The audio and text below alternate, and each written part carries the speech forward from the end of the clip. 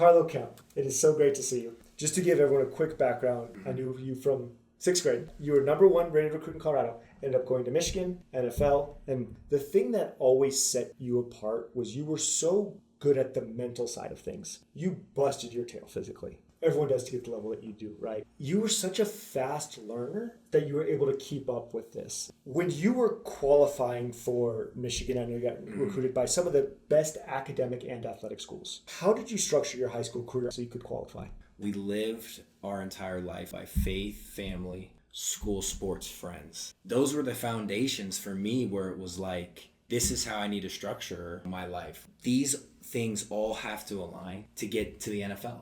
And these are the things that my mom had presented to me. You could never play to your best ability if your grades aren't taken care of. And when you play sports, that's always the last thing you want to be thinking about when you take the field. I don't want to be thinking about my math class. I don't want to be thinking about LA, language arts. As I look back, there's a lot of things that I did and I tailored my life to. Football. Was it the most fun and social life that I had growing up? Maybe not. I was definitely more of a homebody, more of a family person, but that's how I structure my life and I wouldn't change anything about it. This is like the opposite for what we usually see. First of all, the priorities aren't clear, but sports is usually above school. Your family really embodies like, you can go to the top level, but also be a good student. Yeah. I know myself and other people would be like on the sidelines and we'd be like, this paper's due at midnight. Like, when's this practice going to be done? Like, our head was always cluttered. How did you get out in front of things so your head wasn't cluttered with missing assignments or whatever? I would look at things that were important to me, and for a majority of my life, it was always football. Yeah. Football was so important to me. It was always the next step. I can't get to the NFL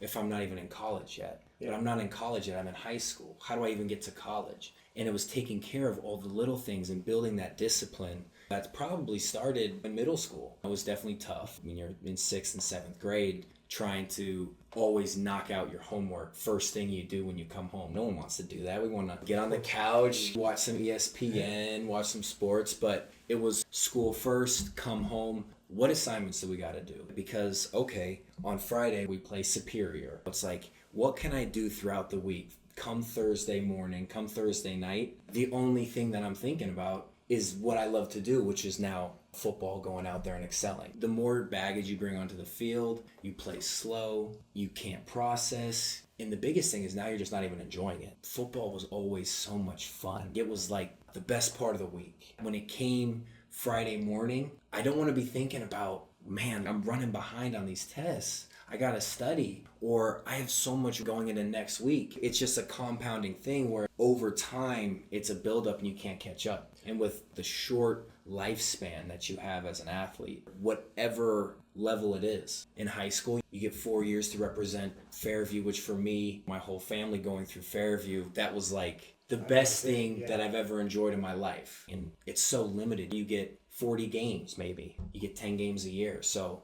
I never wanted one of those opportunities to be limited or hindered by something school related, because I can take care of that. It's something that's in my power. I can get it done. I can handle that. Some of us don't figure this out until like 30, till our playing career is long gone. It's like you play slow when your mind is cluttered. You talked about knocking out your homework right away. Right. Before you got to college, were there any other routines that you did to make sure that you could play fast and just with a clear mind? I think with a lot of people in sports, they resonate with visuals. I'm definitely a visual learner. So planning it out. Just finding that time that works for you to be like, let's look at my weekly schedule and having it in front of you.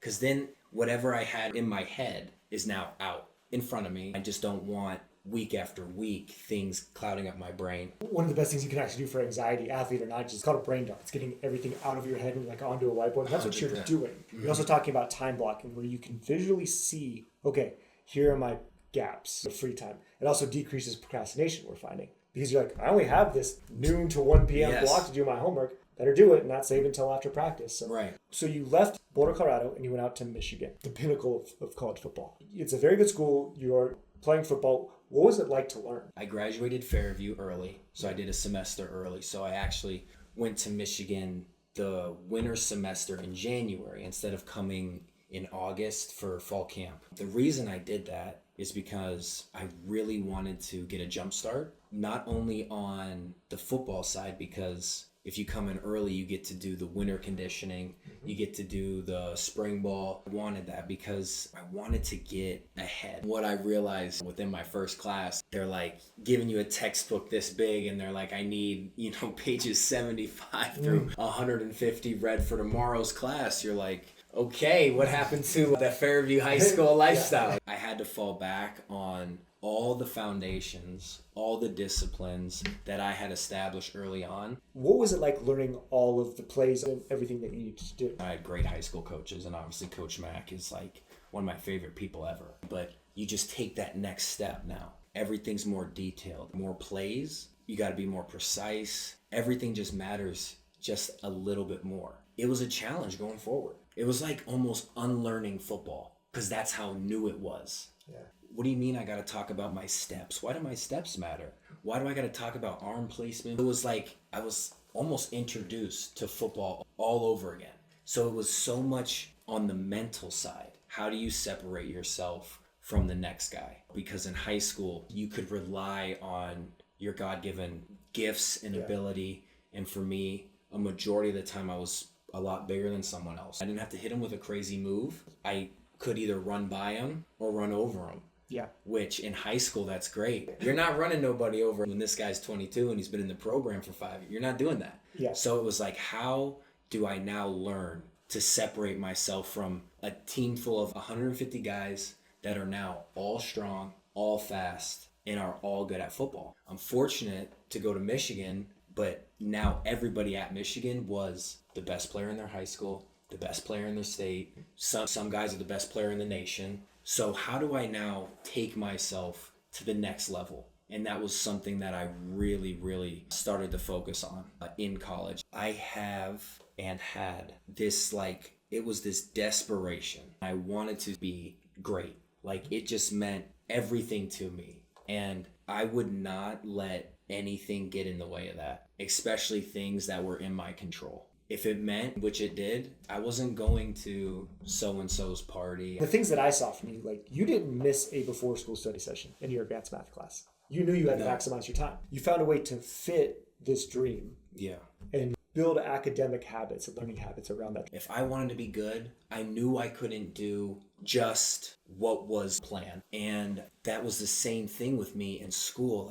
School wasn't something that just came natural to me. Book smart person where I read it once and it's in my brain. I could read an entire page, look up and be like, what did I just read? I have no idea what I just read. Yeah. So it was taking the extra time. I got to read slower and I probably got to read it again. That came with math too. Math was a struggle for me. So I knew that if something was offered, either before school, after school, I was a big study table person because that was something I knew that I needed. And that was just to get level. But then it was like, I would do the extra work so much. Yeah. It was like, how far can I take it? That's what always separated you from a teacher's lens. I've worked with a lot of young men like yourself, right? You were one of the only ones who was so humble. Because a lot of times, you were the paper every day. You had this humbleness to be like, I got more to go. Usually what happens to most people in the same position is, I'm in the paper, I got this on my own. And then you fall further behind, but you just increased your structure,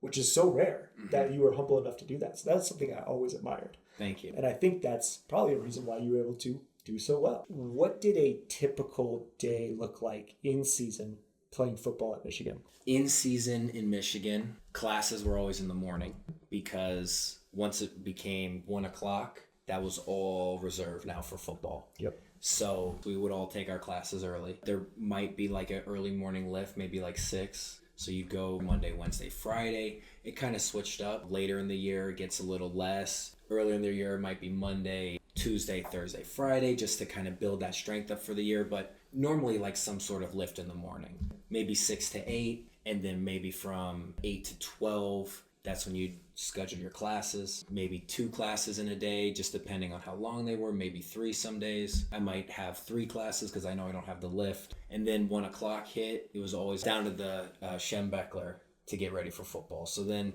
depending on the time of the year, but maybe like 1 to 6, 1 to 7. For me, it was always like 1 to 8 because I'd always do some extra stuff. I never felt like I could get enough, but that would be like a normal in-season day. Yeah, and then you told me, and correct me if I'm wrong, you'd have like a graduate student who's a mentor, and some people would get academic help from like 8 to 11. Yes, when I first got there, that was definitely something I think that really helped me and a lot of my friends during that transitional time. We called our academic building the AC. It was right across the street from the football building, which is awesome. You'd start out with a graduate student that would help and mentor you in a way to adapt to the new college lifestyle. It was always nice getting that feedback about like, how should I schedule things, best ways to study, all sorts of good insight on classes. But you'd also be able to get additional tutoring. The tutors and the mentors were separate. The mentor was more about building up that background and that foundation to carry you through Michigan, but the tutors were teaching you how to do calculus. But those early days at Michigan, yeah, they definitely ran late. Some days you left the AC at midnight, and it was all worth it for sure in the end. These mentors, these are not optional at the top football program in the country. Everything you did that worked so well in middle school, it was forced at Michigan, and they know what they're doing, obviously. That first semester, they told you this is going to be your mentor, but they also told you that the AC time, the academic center, is required your freshman year. And what they mentioned to you is you have the ability to determine if you're going to make it mandatory or not. Meaning you take care of your work, you take care of your classes, you go to class. What was once mandatory becomes when you need it. I made sure that in my freshman year, I want this to be my toughest year. I don't want my toughest year to be my senior year. I want that year to be the easiest. I want it to be the year where I can play as free as possible, minimum credits, so I can really focus on football. And I made sure that, okay, my freshman year, let's load it up. And I want it to get gradually easier and easier. Staying to the AC to midnight, Monday through Friday is not fun. But what's even worse is Monday through Friday as a senior. And that was always in the back of my head, like, take care of it now. And so by the end of my freshman year, I had earned the right, because I had taken care of the work, that whenever I wanted to come, it was on my time. Michigan sets it up where you have to earn yourself off. We almost always do it backwards with athletes. We're like, when you fail and become ineligible, then you have to build those skills. The only time that I would need to go back is if I needed the tutoring. I didn't need a mentor my sophomore year. My mentor had helped me so much that I didn't need it. Now, I've freed up more time to do the thing that I love, which was football. When practice ended, that was always the time we'd transition and we'd all walk to the academic center. But for me, I could now do extra field work. I could take my time. I could go through plays. And those are all the things that I knew I needed. I knew that for me to get ahead and for me to separate myself, I had to do something different. Because when I got to the college level, I'm no longer the biggest guy. I'm no longer the fastest guy. So what is going to separate me from the next guy? Or for me to keep my spot? Or for me to take a spot? It was, I got to do more. And if there was ever a way that I could free up stuff on the back end, I was always going to do it to make sure I could take care of what I really loved. It's that discipline equals freedom mentality, right? 100%. And most of us feel like we're pushing a rock up a hill for the last 2 years of college. And you got out in front of that. Right. You structured, got yourself a mentor, and then you eased off. I want to make a controversial statement. Okay. And you tell me if I'm right or wrong. I never came anywhere close to the NFL. Not anywhere close. You made it to the NFL. My statement is the people who are in the NFL, this excludes the freak athletes, but the people who make it to the NFL are the fastest learners. Is that a true statement? 100%. They say it all the time. If you can't learn it, I will find somebody that can. And that stuck with me because they harp on that. In college, there was that you've earned your way up. If you've been through the program enough and you've done the work, you don't miss things, you've done the workouts, you've earned the right to play. In the NFL, there is none of that. It's who can learn it and how well can you learn it and how well can you do it. I never wanted my ability to play to be determined by this guy can't learn it, this guy can't get it done. It had to be something else. And hopefully it was something else that wasn't in my control, which is definitely hard to grasp. But at the same time, I can live with that, knowing that it was out of my control versus, why couldn't you learn it, Carlo? Like, I never wanted to have those thoughts in my head. And that's definitely what separates at the next level. Guys that can learn it and guys that can produce fast are the guys that will stay. and be able to play for however long they want to. I think that's so helpful for many young student athletes to hear, because we don't focus on that. And when you get to a level where everyone's in the 99.9 percentile, Yes. can you quickly adapt? Can you learn it? Can you do it week after week? I cannot tell you how inspirational it has been to watch you and how helpful your insights are. So thank you so much. Thank you so much for having me on here. This has been awesome. If you found this interview helpful, please subscribe to our channel. We're trying to give as much actionable, helpful advice as possible.